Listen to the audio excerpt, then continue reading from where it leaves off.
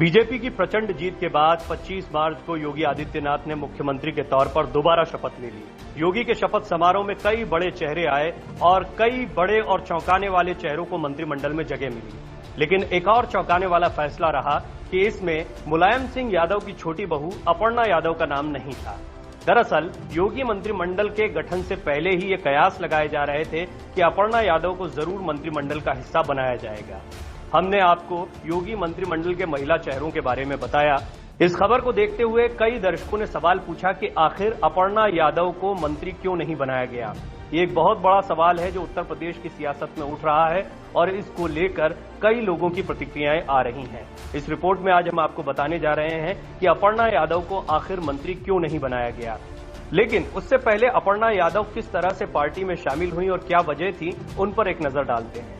Samajwadi party का कुनबा छोड़कर BJP में शामिल हुई मुलायम सिंह यादव की छोटी बहू और बीजेपी नेता अपर्णा यादव ने योगी आदित्यनाथ को बधाई दी।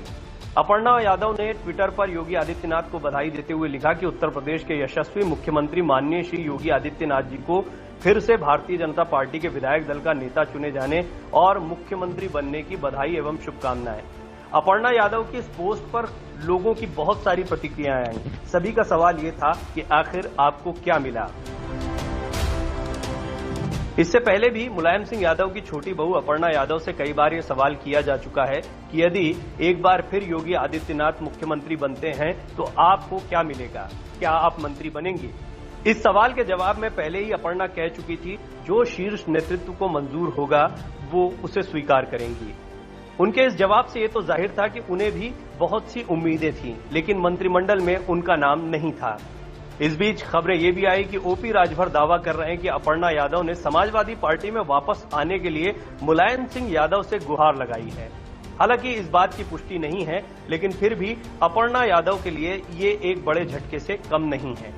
पहले भी पत्रकारों ने बात करते हुए अपर्णा यादव से जब सवाल किया था कि समाजवादी पार्टी और बीजेपी में फर्क क्या है, अपर्णा यादव ने इस सवाल के जवाब में कहा था, चुनाव के बाद मैं बीजेपी के ज्यादा से ज्यादा नेताओं से मिलने का प्रयास कर रही हूं।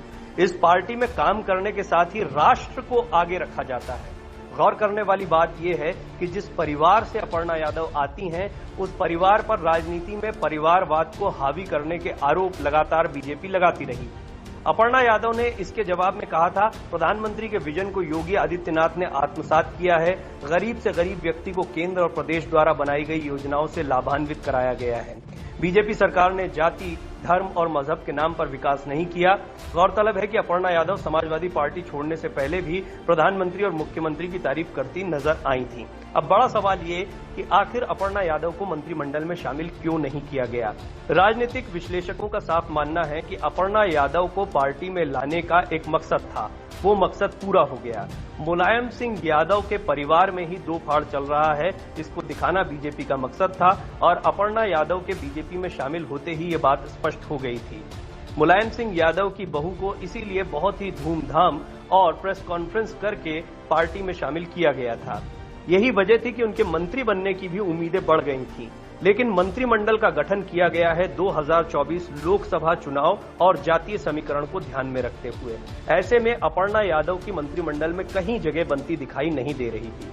लेकिन न तो राजनीति खत्म हुई है, न ही अपर्णा यादव के लिए संभावनाएं खत्म हुई हैं। देखना होगा आने वाले दिनों में अपर्णा यादव को किस तरह की जिम्मेदारियां मिलती हैं और क्या वो बीजेपी के साथ बनी रहती हैं। वीडियो डेस्क, अमर उजाला.com।